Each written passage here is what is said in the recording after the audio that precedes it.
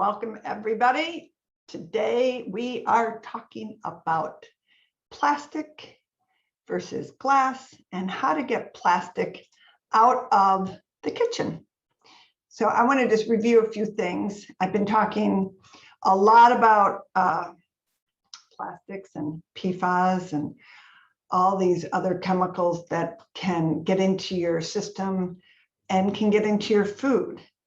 But once the food comes into the kitchen, where could chemicals potentially be entering into your food? And a lot of that has to do with how you're storing your food in the kitchen.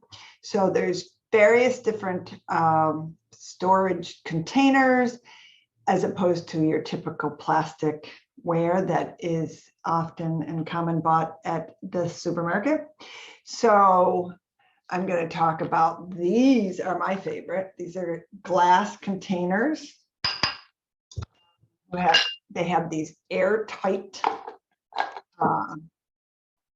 tops and see-through, which I love. And isn't that great? Anyways, they're so easy. Amazon, I actually have them on my Amazon store.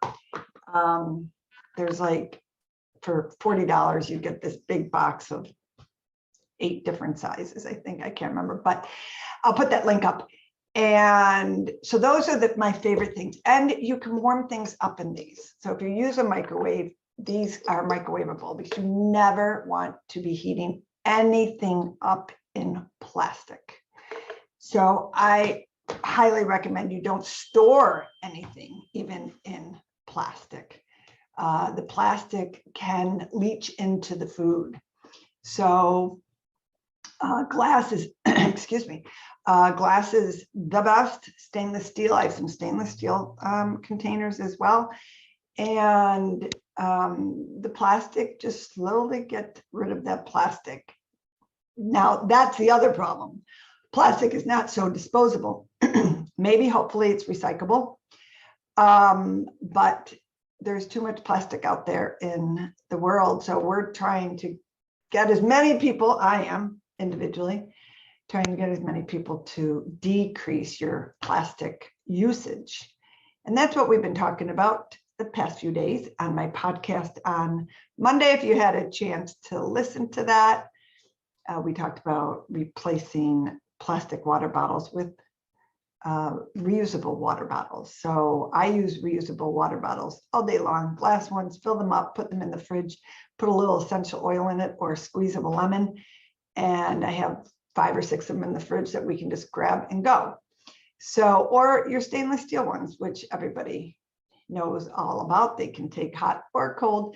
So taking little baby steps to replace plastic in your life, in your kitchen, makes not only sense for yourself, but also sense for the environment, and one person at a time. And it does make a difference. So the other thing is, and I just touched on this, plastic can have a negative effect on your health.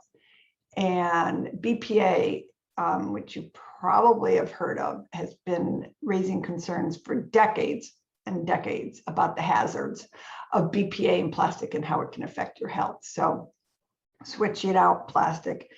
Some plastic already says BPA free, but that doesn't mean it doesn't have other chemicals in it that could be getting into your system and causing harm and potentially cancer causing. So, and it can get into your food and drinks, even though you're not heating it up. It can get, these chemicals can leach into your food and drink, especially anything that's acidic. So if you're storing anything acidic, tomato sauce, something like that, you know how plastic sometimes turns reddish because of the tomato sauce? Well, that's leaching those chemicals into your food. And of course, as I mentioned, you never want to heat anything up in plastic. So the other thing about plastic water bottles, bacteria can grow in plastic water bottles. unfortunately, reusing a plastic water bottle, you might be, putting it in with bacteria. So I've heard for many years, and I believe this, that you never want to leave a plastic water bottle in a car and let it heat up during the summer months and drink that water again. So just be wary of that as well. That bacteria and also chemicals can leach into your food and water. Now, the last and best thing is you can save money. Saving money by by reusing glass water bottles, stainless steel, you will be saving money. And using reusable containers like these that last a lot longer than actually plastic. Some plastic containers, the tops crack and they're just not as durable. So you're saving money and saving the planet. So I hope those are some good tips for you today on getting rid of plastic in the kitchen. And so it's one step at a time. And these are easy ones. Once you get these glass containers, you'll never go back to the plastic. Or what you can do is take the plastic, put it in the basement, put it somewhere.